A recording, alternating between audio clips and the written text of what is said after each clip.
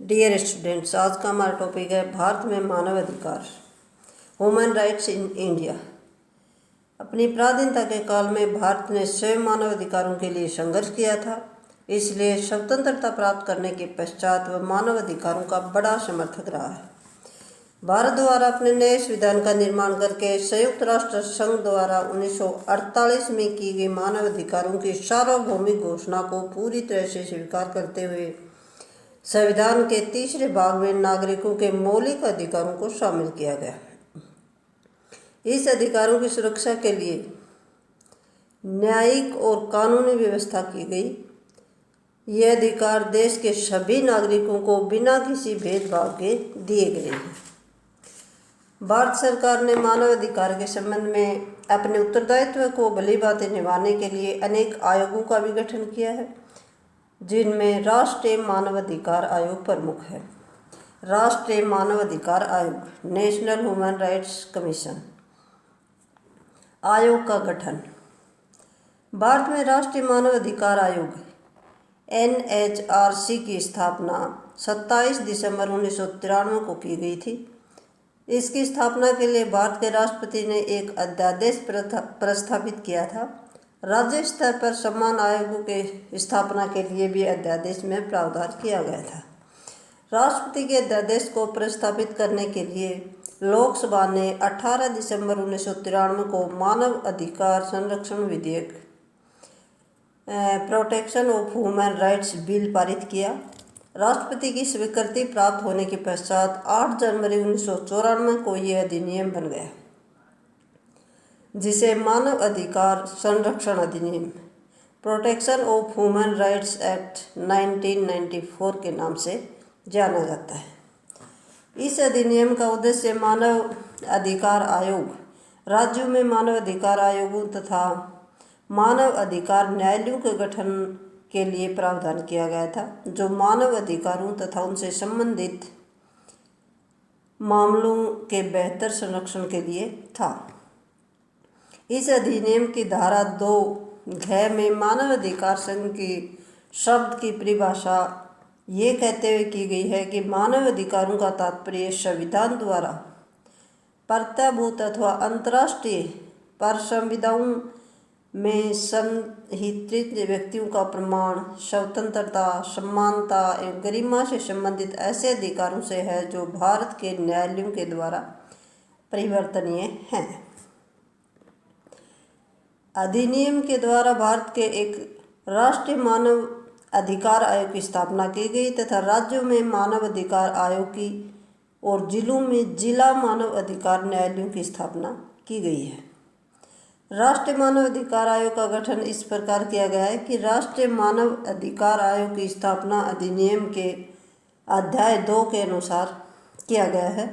इस अधिनियम की धारा 3 में यह लिखा गया है कि केंद्र सरकार एक ऐसे निकाय का गठन करेगी जिसे राष्ट्रीय मानव अधिकार आयोग के नाम से जाना जाएगा।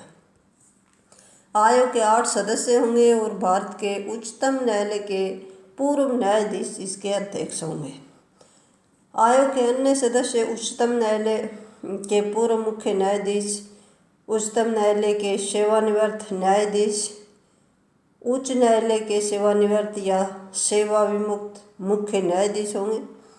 मानव अधिकार के क्षेत्र में ज्ञान या व्यवहारिक अनुभव रखने वाले 2 प्रसिद्ध व्यक्ति राष्ट्रीय अल्पसंख्यक आयोग, राष्ट्रीय अनुसूचित जाति तथा अनुसूचित जनजाति आयोग और राष्ट्रीय महिला आयोग के अध्यक्ष होंगे।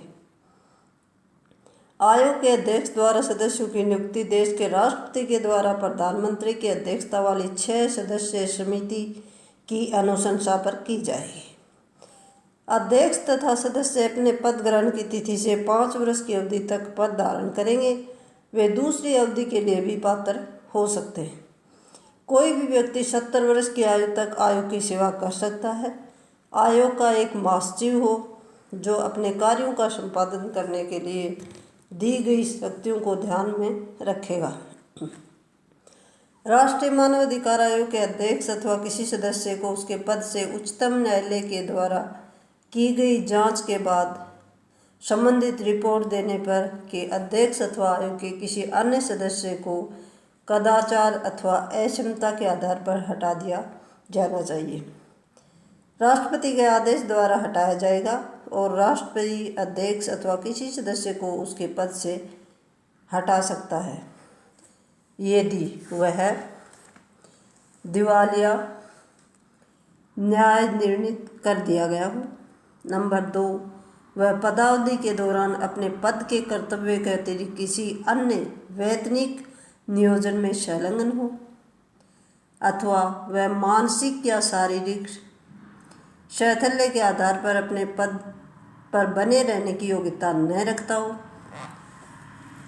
या किसी सक्षम न्यायालय द्वारा उसे विकर्चित घोषित किया गया हो अथवा ऐसे अपराध के लिए दोषी या दंडित किया गया हो जो राष्ट्रपति की राय में नैतिक अधर्मता के अंतर्गत हो।